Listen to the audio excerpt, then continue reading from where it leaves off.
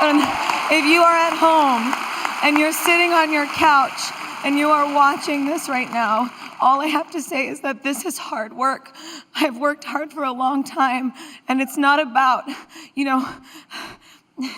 it's not about winning, but what it's about is not giving up. If you have a dream, fight for it. There's a discipline for passion, and it's not about how many times you get rejected or but you fall down or you're beaten up. It's about how many times you stand up and are brave and you keep on going. Thank you.